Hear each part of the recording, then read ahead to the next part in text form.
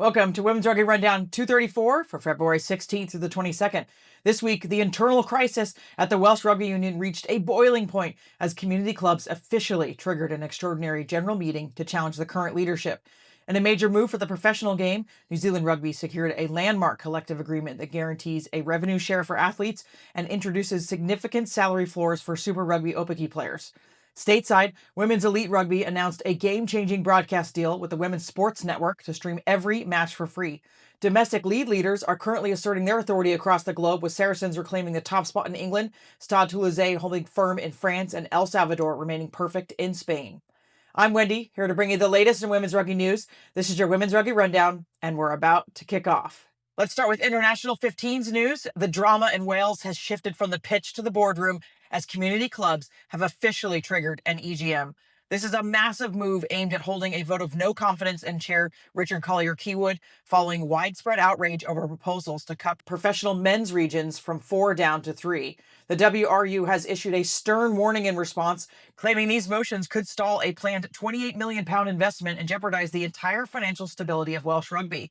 Leadership is pleading with clubs to not gamble with the sport's future, but the frustration is palpable as clubs feel the current path is short-sighted and damaging to the grassroots game.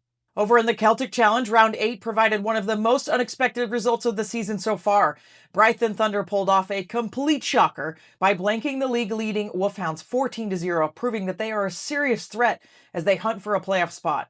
Meanwhile, the Clovers stayed on track for a home semifinal by putting together a clinical 31-7 performance against Edinburgh. Not to be outdone, Glasgow managed to claw their way to a nail-biting 15-12 win over Gwalia. These scores have completely blown the race for the final postseason berths wide open, and with only 2 weeks left in the regular season, every single phase of play is going to be high stakes. Georgia made a big statement in the Europe Conference with an overwhelming 55-5 victory over Croatia. It was a relentless scoring spree that the Croatian defense just couldn't solve. While Croatia did manage to cross the line for a single try, the pace and sheer power from the Georgians dictated the match from start to finish. New Zealand Rugby and the Players Association have locked in a game-changing collective agreement that significantly elevates the professional landscape for women through 2028. This new partnership ensures that professional players continue to receive a 37% share of the player-generated revenue, but the real headline is the new contracting model for Super Rugby Aupiki. Hub-based players will now be paid $25,000, while campaign players receive $20,000, alongside vastly expanded medical and life insurance cover. Acting CEO Steve Lancaster emphasized that this investment is about safeguarding player welfare and setting up athletes for success both on and off the field. And the build-up to the 2026 Women's Guinness Six Nations continues as Wales and France have unveiled their extended rosters for the tournament. Wales has named a 45-player squad as they prepare to host Scotland at the Principality Stadium, and there is a huge emphasis on the pathway success we have seen lately. In fact, 24 of those selections come directly from the Celtic Challenge, showing just how vital that competition has become for regional development. They are also bringing in some heavy-hitting, dual-qualified talent from England, including Kendall Wadawi and Meg Davey, to bolster their ranks. This group heads to the National Centre of Excellence later this month, and with spots on the line for that historic opener in Cardiff, the competition for a jersey is going to be absolutely clinical. Across the channel, France is officially entering a new era under the guidance of head coach Francois Ratier. He has named a 38-player squad for their initial training camp in Blagnac, and the roster is essentially a who's who of domestic powerhouses. You can see the strength of the Elite One League reflected here, with the selection leaning heavily on dominant stars from Stade Toulousain and Stade Bordelais. This camp is just the beginning of a grueling evaluation process, as the staff will be watching the next 4 rounds of Elite One action very closely before narrowing the list down. Shifting our focus to the Pacific 4 series, the USA is gearing up for a huge April, hosting Australia, Canada, and New Zealand in Sacramento, Kansas City, and Chicago. New head coach Jack Hanratty recently sat down with the U.S. Rugby Happy Hour podcast to share his clinical vision for this new cycle. Hanratty emphasized the need for a cohesive on-field identity and a level up in the kicking game as the Eagles prepare for their first match against the Black Ferns on April 11th. He has already assembled a domestic camp in Chula Vista to scout talent from the WER and collegiate ranks, making it clear that the hunt for the next generation of Eagles is officially underway. While the Eagles prepare at home, the Black Ferns are kicking off their own high-stakes cycle in Wellington. Head coach Whitney Hansen has summoned a formidable 41-player group, including powerhouse veterans and young new faces looking to establish a new on-field identity ahead of their Pacific 4 defense. This camp is a crucial evaluation period before the final squad is named next month, and the focus in New Zealand has shifted toward executing a world-class game plan. Now let's get into domestic and club news. In the Americas, the landscape just took a giant leap forward with Women's Elite Rugby securing an exclusive broadcast deal with the Women's Sports Network. This means that starting May 2nd, every single WER match will be available to stream live and for free on platforms like Roku, Tubi, and Amazon Prime. It's a powerhouse move that puts the sport right alongside the NWSL and LPGA, making it more accessible to fans than ever before. On the collegiate side, the hunt for the 2026 M.A. Saracen Award has officially begun with the announcement of 17 powerhouse nominees for the top women's college player in the United States. This year's list is absolutely stacked with world-class talent, featuring two-time winner Frida Tafuna from Lindenwood and playmaking sensation Tiana Padilla from Harvard. The group reflects a broad cross-section of the American landscape, from explosive forwards like Army's Cassidy Ball to creative field generals like Alexa Kirshner of Quinnipiac. These elite athletes will eventually be narrowed down to a select group of finalists before the ultimate winner is celebrated at the Washington Athletic Club in Seattle this June. The Urban Rugby Championship is making its highly anticipated return this March, with Dallas, Texas serving as the high-performance stage for its 5th annual tournament. This milestone event, supported by the U.S. Rugby Foundation, features 7 premier programs, including standout teams from Los Angeles, New York, and Memphis. Host Family Faith Academy will welcome these impactful organizations for a weekend of transformative experiences and top-tier competition. The championship coincides with a critical unveiling on March 20th, where the foundation's new CEO, Shane Young, will join Leroy Taylor to outline a strategic vision for the sport leading up to the 2028 LA Olympics. In Canada, the BC Premier Division West Shore remains the team to beat following their hard-fought 28-10 victory over Mariloma this past weekend. Despite the win, the standings are incredibly tight as the UBCOB Ravens have surged to the top of the table after handling Seattle 60-22, leaving West Shore and Capilano in close pursuit. The round was also defined by some truly lopsided scorelines, including a staggering 106-0 shutout by Castaway Wanderers over Abbotsford and a clinical 73-10 road win for the Vancouver Thunderbirds against Burnaby Lake. With the playoffs quickly approaching in late April, every bonus point and defensive stand is becoming critical for those looking to unseat the current leaders. Now let's look at European leagues. In England, Saracens officially reclaimed their throne at the summit of the PWR table after a ferocious 45-7 victory over Exeter. It was a statement win that showcased their clinical edge and defensive grit. Not to be outdone, Bristol pulled off the most impressive turnaround of the weekend, clawing back from a 16-point deficit to edge out Loughborough, 24-21.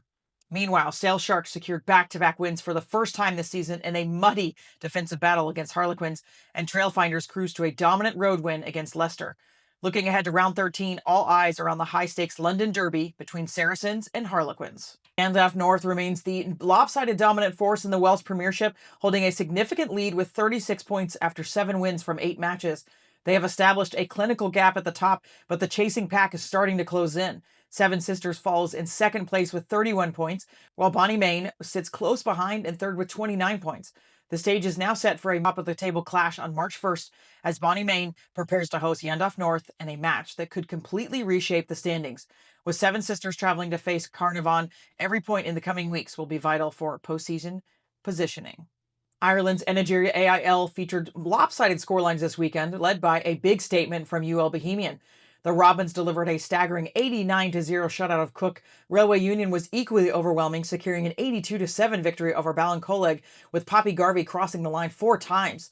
Elsewhere, Blackrock comfortably handled Wicklow 44-7, and Ennis overcame Galwegians in a hard-fought 26-17 contest. Old Belvedere opened the round with a narrow 12-5 win against Toulouse, ensuring the race for the top 4 remains incredibly competitive as we head toward the business end of the season.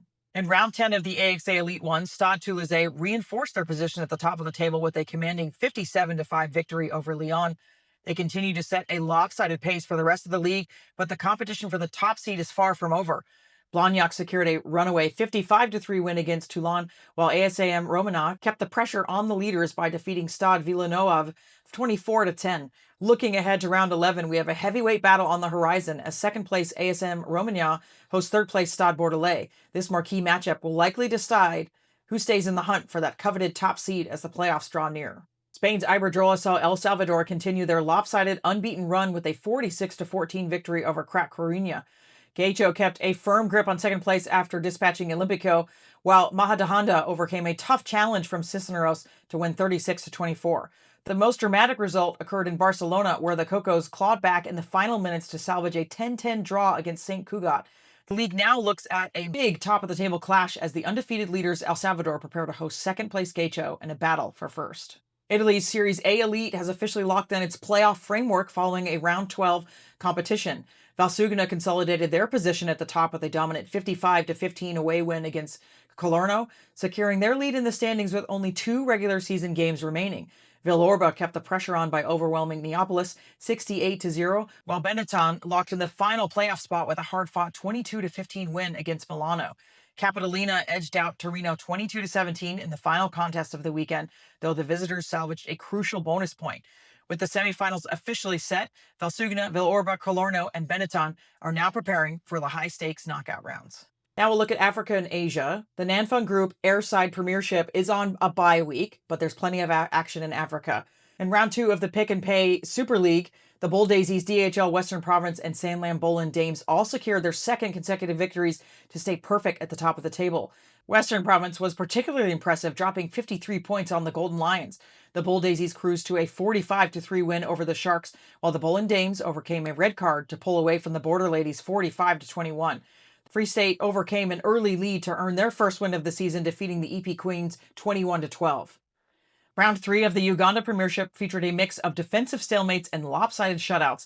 The Black Pearls maintained their perfect start to the season by cruising past the She-Wolves 44-0, keeping them at the top of the standings. The Thunderbirds also secured a convincing 25-0 victory over US to keep the pressure on. In a much tighter contest, the Avengers and Nile Rapids fought to a gritty 6-6 draw. Following these results, the Black Pearls lead the pack with 14 points. Now let's look at Oceania. The 2026 Super Rugby Aupiki draw has officially been locked in for a June 13th kickoff.